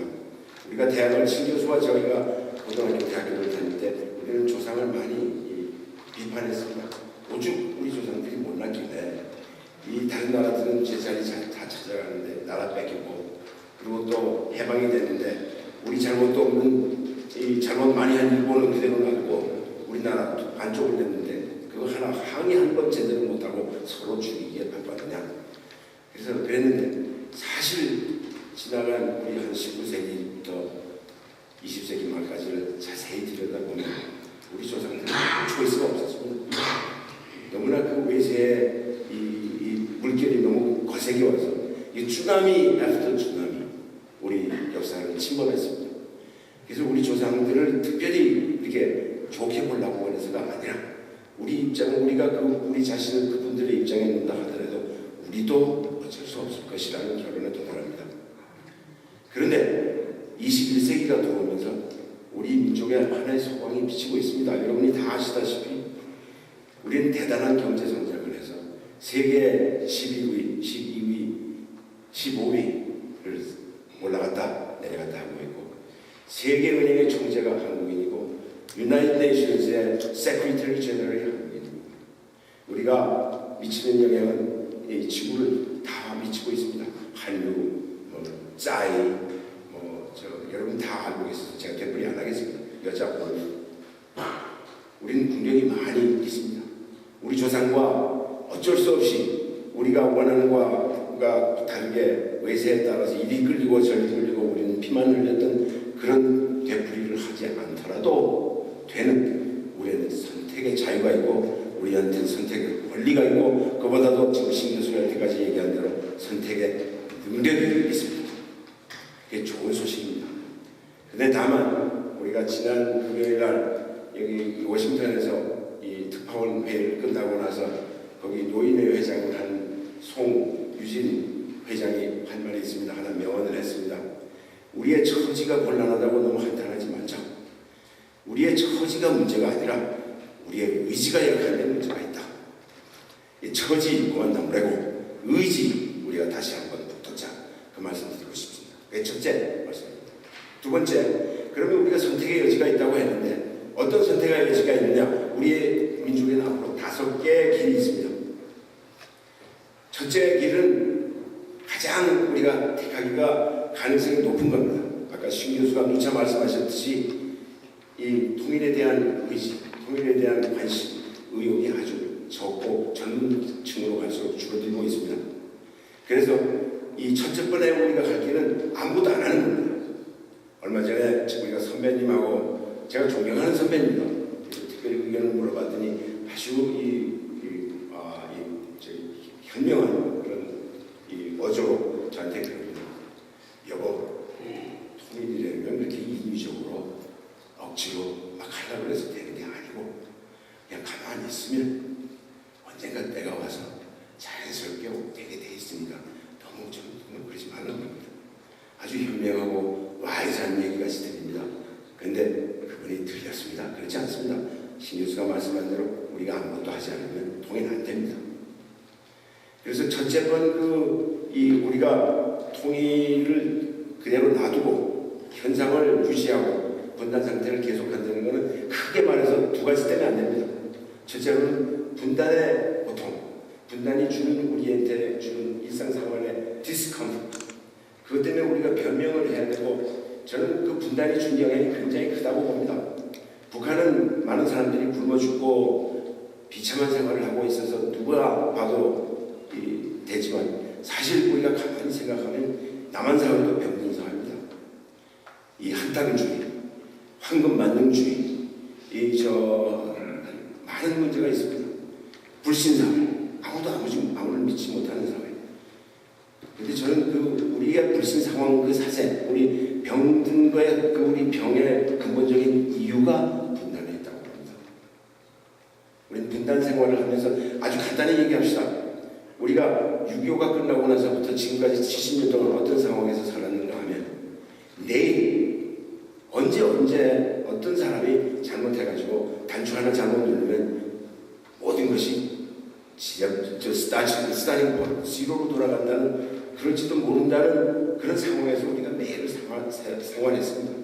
내일이 세상의 종말이 될지도 모르는 그런 가능성을 항상 안고 산 게 우리의 인생입니다. 그런 가능성을 가지고 우리가 살았기 때문에 우리는 이 마음의 장벽을 이렇게 세우는데 아주 엑스퍼트가 됐습니다. 있는데도 안 보는, 진실이 있어도 들여다보지 않는 그런 습관이 생겼습니다. 우리의 병에 우리가 여러분이 남한 사회의 여러 가지 문제를 지적하고 왜 우리는 이렇게밖에 안 되느냐, 왜 우리나라는 그렇게 잘 산다고 하면서 자살률이 세계에서 제일 높으냐, 왜 우리나라는 잘 산다고 하면서 이혼율이 또 세계에서 제일 높으냐, 그런 문제가 있을 때 그 원인을 분단에서 찾아야 됩니다. 분단만이 모든 거의 원인은 아니지만 분단이 그런 거의 중요한 원인의 하나로, 분단이 끝났을 때 오는 대박의 하나도 그런 것의 치유가 시작되기 때문입니다. 둘째는 이 통일이 된다는 이런 우리가 현상 유지를 해서는 안 된다는 거예요. 통일이 주는 우리 혜택이 너무나 크기 때문에 그거를 외면할 수가 없습니다. 지금 여러분, 우리는 많은 사람들이 통일이 되면 우리가 대박이 되고 선진국의 대열에 참여하니까 우리가 통일을 해야 된다고 그러는데, 사실 여러분 자세히 들여다보면 세계의 모든 선진 경제라는 게 다 공경에 처해 있습니다. 불합화는 지금 이 정부 예산을 다 못하고 공무원 월급도 못 주고 이 다른 나라에 가서 이 대박을 누린 독일에 가서 구걸하고 있습니다. 미국 경제도 내일을 모르는 겁니다. 오바마 대통령이 아무리 해도 일자리를 많이 창출 못하고 있습니다. 이 일본 경제 지금 1990년 정도부터 지금 3rd decade가 되도록 아직 뚜렷한 돌파구를 차지하지 못하고 있고, 여태까지 아주 굉장한 발전을 해온 중국도 슬로우 다운 상태에 도달해 있습니다.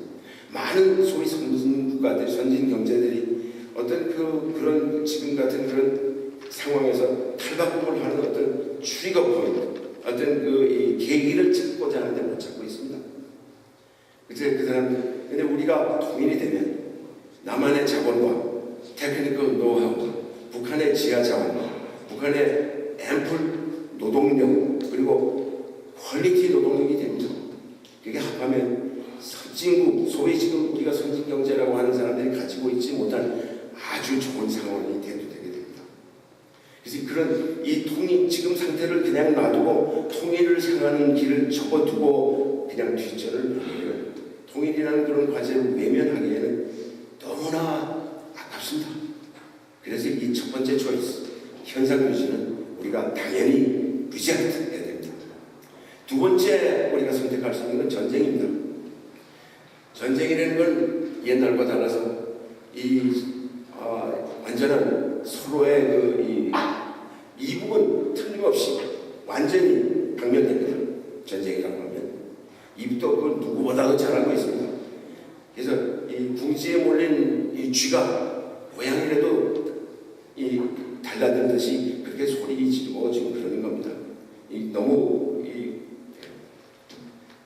그래서 국지적인 그런 가능성이 있지만 아무리 국지전으로 문제가 있다 하더라도 그 피해가 너무 많습니다. 여러분이 잘 아시다시피 1994년에 김일성 북한 국가주석이 사망했는데 그 전후로 해서 첫 번째 그 핵무기 크라이시스가 있었을 때 김영삼 대통령, 빌 클린턴 대통령, 빌 페리 국방부 장관, 제임스 월시 CIA 디렉터들이 모두 연구를 해서 우리가 연변에 있는 핵무기를 서지컬 테이크아웃을 하자. 그러면 거기서 오는 여파가 어떤 것이냐 하고 연구를 했을 때 어떤 결과가 나오냐면 한 150만 명의 한국인이 죽어야 하고 미국인 10만 명이 죽습니다. 군인도 문제지만 많은 민간인들이 지금 한국에 있습니다. 비즈니스맨, 학생들, 투어리스트 다 죽습니다. 그리고 이거 한 잠수함이만 됩니다. 그래서 언제나 이 해안을 통해서 상당한 그 피해를 끼칠 수 있답니다. 그리고 옛날과 달라서 한국이 산림이 많기 때문에 아주 골수분자 이 북한 그 게릴라들이 지리산 옛날보다 훨씬 더 이 게릴라를 하기 양호한 작전에 있는 그리고 먹을 것도 여기저기 있고 감춰놓기도 하고 그래서 상당하게 어려운 정도의 기간에 게릴라 전쟁이 있지 않다고 장담할 수 없습니다. 그래서 전쟁 그건 더 이상 말씀 안 드리겠습니다. 전쟁이라도 좋으니 통일을 하자는 사람은 사실 없습니다. 저도 그건 반대합니다. 차라리 첫 번째 초이스가 더 낫습니다. 그대로 놔두는 게 전쟁보다는 낫습니다. 그래서 첫 번째는 우리가 해서는 안 되고 두 번째도 우리가 해서는 안 되는 초이스입니다. 세 번째 초이스가 아까 신 교수가 얘기한 대로 평화 조약입니다. 평화 공존입니다. 평화 공존은 우리가 지나가야 될 길입니다. 하지만 우리가 끝까지 가야 할 종착역은 아닙니다. 우리가 평화 공존을 목적으로 해서 평화 공존에 가서 이제 우리가 올 때를 다 왔다고 손들면 영구 분단이 되는 거고 우리의 분단의 고통과 분단의 비용은 계속되는 겁니다. 그리고 평화 조약이라는 건 가치가 별로 없습니다. 유크레인이 1994년에 소련의 붕괴와 함께 1994년 현재로 볼 때에는 세계에서 핵무기가 세 번째로 많은 나라였습니다. 미국, 소련, 그 다음에 유크레인이었습니다. 중국보다도 2배, 3배가 더 많았습니다. 그래서 이 유크레인이 부다페스트 메모랜덤을 썼습니다. 여기 총영사님이 잘 알고 계실 겁니다. 그 부다페스트 거기에는 유크레인이 핵무기를 포기하면 그 주변 국가들 러시아를 포함해서 그 국경을 우크라이나의 주권을 침범하지 않겠다고 약속했습니다. 그 약속 어떻게 됐습니까? 블라디미르 푸틴이 지금 크라이미아를 차지하고 있고 지금 유크레인으로 더 들어오지 않을까 걱정 내고 있습니다. 그 부다페스트 메모랜덤 어떻게 됐습니까? 평화조약이 어떻게 됐습니까? 히틀러는 스탈린과 이 평화조약을 맺었습니다. 스탈린은 또 일본과 불가침 조약을 맺었습니다. 자기들이 편할 때 그냥 찢어버리는 게 평화조약입니다. 평화조약을 우리가 해야 됩니다. 그렇지만 지나가는 하나의 위정표지 우리가 끝까지 가야 되는 종착역은 아닙니다. 그래서 세 번째 초이스는 첫 번째, 두 번째보다는 조금 그래도 그때 쓸만한 게 있지만 우리의 희망을 걸면 안 되겠습니다. 네 번째가 이북이 아까 신 교수가 말씀하신 대로 서든리 붕괴해서 그 다음에 오는 통일입니다. 근데 저는 그런 두 가지 큰 문제가 있습니다. 첫째로는 그렇게 해서 오는 통일은 우리가 원하는 통일이 아니라는 겁니다. 북한이 갑자기 붕괴해서 무정부 상태가 돼서 경찰도 군인도 아무도 아무 질서를 유지할 수 있는 힘이 없을 때 그동안 수십 년 군주로 오던 북한 주민 그 다음에 그것을 치시탐탐 노려보고 있는 주민 거기에서 몇십만의 군대를 하고 있는 주민 미국 어떻게든 반응하겠습니까? 그때 오는 혼란이라는 건 너무 커서 너무 예견할 수 없어서 마치 1945년 해방 후에 한국에 왔었던 그런 혼돈 상태가 올지 모릅니다. 그런 혼돈 상태가 다시 온다면 어떤 지도자도 컨트롤할 수 없는, 어떤 정당도 컨트롤할 수 없는 그런 우리가 정말 원하지 않는 상태가 올지도 모릅니다. 그래서 우리가 그 붕괴를 통한 이 통일을 원치 않는 겁니다. 또 하나 문제, 붕괴를 지나가는 통일이 문제가 되는 것은 북한이 그렇게 쉽게 붕괴되지 않을 가능성이 많다는 겁니다. 루마니아도 망하고 러시아도 망하고 많은 독재 국가들이 다 망했습니다. 카다피도 죽고 사담 후세인도 갔습니다. 모든 독재자들의 망로는 갑니다. 제가 며칠 전에 이 러셀 크로우라는 사람이 나온 현대판 라빈 후드를 봤습니다. 라빈 후드 첫 번째 시작을 할 때 이렇게 시작합니다. 뭐라고 그랬냐면 In times of tyranny and injustice, when law oppresses people, an outlaw takes place in history. 그러니까 너무 그냥 법이 전부 개판이 됐을 때는 아울러가 라빈 후드 같은 사람이 일어나게 돼 있습니다. 이북은 라빈 후드가 있을 수가 없습니다. 이북은 아무리 이북의 평양에 반대하는 사람들이 있다 하더라도 그 정권이 망하기를 원하는, 그리고 다시 자유스러운 나라로 살고 싶은 사람이 있다 하더라도 어쩔 수가 없을 만큼 그런 체제에 있습니다. 첫째로 이 세상 전무후무한 세뇌 작업을 하고 있습니다. 자기들이 말하는 공화국의 시작 때부터입니다. 어떤 걸로 유명하냐면 이 세뇌는 아주 애들이 어렸을 때부터 시작합니다. 2살, 3살 때부터 수령님이라는 말을 엄마라는 말보다 먼저 배웁니다. 그게 이 사람은 이제 철저히 세뇌가 됐으니 이제 안심하자 그러지 않습니다. 죽을 때까지 하는 게 세뇌입니다. 북한 같은 그런 세뇌 시스템은 세상에 없었습니다. 또 그래도 세뇌가 안 되는 사람은 바다 가두고 격리시킵니다. 여러분 저 캠프 40 다 들으셨을 겁니다. 많은 책들이 지금 쓰여져 있습니다. 여러분이 읽으십시오. Nothing to Emily, Escape from North Korea, Escape from Camp 40. 여러분 또 영어 제가 하는 게 Orphan Master's Son, 누굴라는 얘기가 참 많습니다. 그런데 그래도 세뇌해도 안 되고 갖다 가둬도 안 되는, 그래도 일어나는 사람들이 또 못하는 이유가 2사람, 3사람이 모여서 무슨 공작을 할 수가 없습니다. 박정희 대통령이 5.16 쿠데타를 할 때 북창동에 가서 6.4 8기생을 많이 데리고 짜장면을 많이 사줬답니다. 북한에 어떤 그 쿠데타를 생각해서 짜장면을 사줄 사람 아무도 없습니다. 짜장면을 사준다고 가서 밥을 먹을 수도 없습니다. 밥을 먹었다가는 그 다음날 없어집니다. 그런 게 북한 사람입니다. 그래서 루마니아도 망하고 카다피도 망하고 무바락도 죽어도 김정은이가 더 살 수도 있습니다. 그렇게 쉽게 붕괴 안 될 가능성이 많습니다. 그래서 붕괴되기만 기다리고 또는 붕괴되기다가 하더라도 우리가 원하는 상태가 아닙니다. 그래서 지금 말씀드린 그 4가지가 다 우리한테 맞지 않는 겁니다. 그러면 어떤 선택이 자유가 있냐? 아까 의지를 가지고 선택을 하자고 했는데 그게 뭐냐? 제가 말씀드린 신창민 교수의 제안입니다. 그걸 여러분 좀 더 가깝게 아주 쉽게 말씀드리면, 여러분 초코파이 얘기 들으셨어요? 개성공단의 초코파이 아세요? 얘기 들어보신 분 있으면 손 들어보세요. 이 공장에 남쪽의 공장 사업가들이 북한에 가서 북한 노동자들을 고용을 시켜서 노동을 하고 생산품을 해서 팝니다. 많은 그 텍스타일, 가먼트.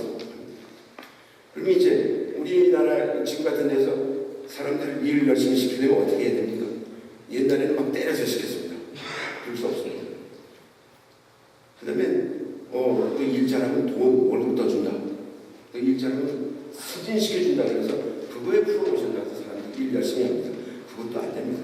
그러면 어떻게 북한 노동자들을 보호해서 자기들의 최선을 다해서 그 프로덕션 프로세스에 참여하겠습니까? 그래서 이 사람들이 초코파이를 주기 시작했습니다. 이게 하나의 리워드. 초코파이를 할 때는 몇만 개를 가져가야 됩니다. 근데 이상한 게 시간이 지나면서 거기서 일하는 초코파이를 받은 사람들이 초코파이를 먹었다면 그 쓰레기통에 초코파이 껍데기들이 다 부붓기 쌓여야 되는데 하나도 없었습니다. 그럼 이 사람들이 그걸 가지고 뭐 하냐니까 그걸 집에 갖고 와서 동네에서 팔아서 큰 이익을 받는 겁니다. 그래서 어떤 때는 그게 하나가 믿기 어려울 정도 그 가난한 나라에서 10불까지도 했답니다. 그래서 저 초코파이 몇 개 먹어봤습니다. 그래서 하는 말은 뭐냐면 그 빅터 차라고 하는 한국 분이 책을 쓴 거기에 나오는 게 어떤 거냐면 그 5만 명의 북한 노동자들이 개성공단에서 일을 하면서 초코파이를 먹으면서 그 초코파이를 집에 갖고 갑니다. 그래서 아들한테도 주고 남편한테도 좀 먹으라고 그러고 이웃한테는 좀 팔고 그럼 사람들이 물어볼 겁니다. 세상에 어떤 사람들이 이렇게 맛있는 거 먹고 사냐? 왜 우리는 이런 거 없냐? 그럴 겁니다. 그러면서 이제 조금씩 눈이 뜨는 겁니다. 그런데 요즘에 개성공단 문 닫았을 때 어떻게 했습니까? 5만 명 다시 다 데려다가 재교육시켰습니다. 제가 우리 신창민 교수하고 이거가 교감이 된 건 아니지만 제가 생각합니다. 5만 명 컨트롤할 수 있습니다. 그 숫자가 50만 명이 됐다고 합시다. 500만 명이 됐다고 합시다. 컨트롤 못합니다. 우리는 지금 제가 생각하는 제가 이해하기로 신창민 교수의 제안에 하는 커다란 규모로 통 크게 하자는 겁니다. 도저히 북한 사람들이 원하지 않더라도 컨트롤할 수 없는 스케일을 한번 했잖아요. 그래서 북한 사람들의 마음이 돌릴 수밖에 없잖아요. 그 사람들이 다른 데를 어떻게 봐도 이건 남한 사람들이 우리를 위해서 할 수밖에 없다. 고맙다. 이렇게 생각합니다. 여러분 공자님 말씀이 있습니다.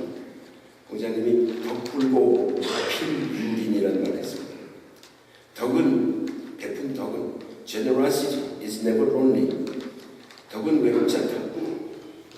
덕은 항상 필유린, 항상 그것을 이렇게 이해하는, appreciate하는 그런 이웃이 있다. 여러분의 인생을 가만히 보세요. 여러분 감사한 거 있지 않습니다. 사람들이 분하고 억울하고 복수하고 싶은 것만 기억하는데 그렇지 않습니다. 여러분이 저한테 하나 감명 깊었던 건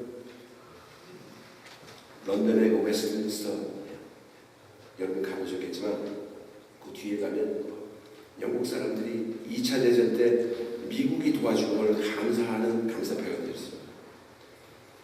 영국은 미국이 아니면 망하는 히틀러한테 망하게 돼 있었습니다. 아주 고맙습니다. 미국이. 그 고마운 마음을 표시하기 위해서 전쟁이 끝났을 때 이랬습니다. 우리는 영국 사람들이 1파운드씩 내기 바랍니다. 밀리언에가 밀리언에를 원하는 게 아니라 1파운드를 내서 미국 사람들한테 고맙다는 얘기를 전달하고 싶다고 해서 테마를 이 1파운드씩 내는 사람이 3밀리언인가 내가지고 그걸 만드는 겁니다. 그게 그의 정성입니다. 나는 우리 통일도 그래야 될 것 같습니다.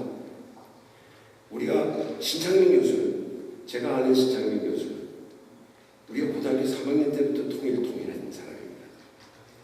통일이라고 하면 아까 최강수 회장이 얘기한 대로 잠을 자다가도 벌떡 일어나는 사람입니다. 모든 사람이 그렇게 통일할 수는 없습니다. 우리가 살아야 되는 인생도 있고 모기지도 내야 되고 집 청소도 해야 되고 마누라 화장품도 사줘야 됩니다. 할 일이 많습니다. 그거 다 해야 됩니다. 그거 다 접어두고 통일 얘기하자는 거 아닙니다.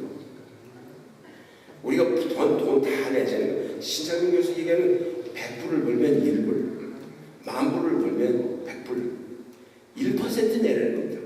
1%. It's no big deal, really. 그래서 우리는 그 통일을 위해서 내가 할 게 뭐냐 이럴 때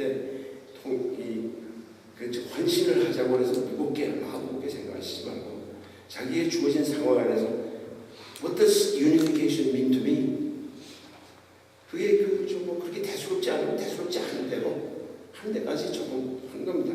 마음을 쓰고 다른 사람과 얘기를 하고 통일에 대해서 다른 사람의 이 대화를 계속하고 만약 가능하다면 조금이라도 도움이 되려고 내가 도움이 될 길이 어떤가 생각해 보는 겁니다.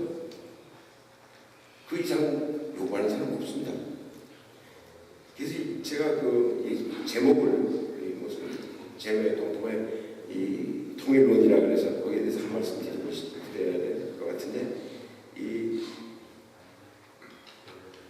저는 여기까지 여기도 많은 분이 계시지만 우리가 모두 다른 사람들입니다. 여러분 진보적인 성향이 있으신 분도 있고 보수적인 성향을 가진 분도 있습니다.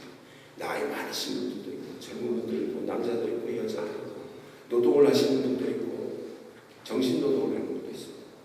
여러 사람들이 있습니다.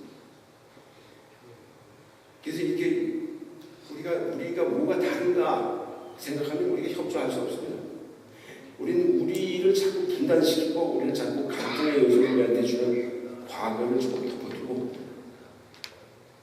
우리가 모두 같이 가려고 하는 통일된 한국이라는 이미지를 보고 거기까지 가려면 우리가 뭘 해야 되나 생각을 해도 지금 거기까지 갈까 말까 합니다. 여태까지 네가 그랬으니까 네가 나쁘다. 네가 없어져야 통일이 된다. 그러지 말고 그 사람도 할 일이 있다. 모두가 할 일이 있다. 나쁜 사람은 나쁜 사람 되고 좋은 사람 좋은 사람은 통일되고 해서 다 할 일이 있다. 그 앞을 보면 됩니다. 근데 그 통일은 아까 말씀드린 대로 아주 서광에 비치는 정말 훌륭한 나라. 단군 이래 우리한테 이런 그런 기회가 준 거 없습니다. 우리는 능력도 있고 권리도 있고 자유도 있습니다. 다만 의지가 부족합니다. 그래서 우리를 분단시키는 진보니 보수니 이런 거를 제쳐놓고 좀 더 크게 생각해야 되는 겁니다. 민족보다도 인류, 우리나라 역사도 중요하지만 세계 역사, 우리의 그 과거의 분하고 억울한 것도 중요하지만 이제 통일이 가져올 그 프라미스. 저는 이 시창민 교수의 책을 보고 제가 찾았습니다. 그래서 이 사람이 저하고 친하다고 그래서 하는 거 아닙니다. 이 사람이 하는 말이 옳다고 해서 같이 동조하기로 했습니다. 그래서 옆에서 제가 하는 힘이 나는 데까지 하고 그러다가 제가 원 코리아 파운데이션이라는 것을 창립해서 지금 대표로 하고 있는데 원 코리아 파운데이션은 아직 확실히 수립이 돼서 작동을 하고 있는 단체는 아닙니다. 아직 지금 이 헌장도 다 쓰지 못하고 보드 오브 디렉터도 완전히 구성이 못 되어 있습니다. 첫 번째 이사회도 아직 못했습니다. 조만간 할 겁니다. 그래서 그 원 코리아 파운데이션이 이 재외 동포를 많이 염두에 두고 활동할 겁니다. 아까 말씀하신 대로 5천만 남한, 2,500만 북한, 750만 해외 동포. 누구에 비하면 해외에 그렇게 많은 사람들이 살고 있는 나라가 별로 없답니다. 이스라엘이 있고 중국이 있고 그 다음 정도가 코리안 정도랍니다. 근데 여러분 아까 여기 애틀란타 한인에서 중국어를 보니까 윤치호 선생 얘기가 나옵니다. 여러분 윤치호 선생님 누군지 아시죠? 우리 애국가를 작곡하신 아주 민족사에 우리가 영원히 기록되어 있는 이 일제시대 일제강점기에 재민교포가 한 역할이 상당히 큽니다. 이 상해 임시정부를 누가 주로 파이낸스 했는지 아십니까? 하와이 슈거 크라프들이 했습니다.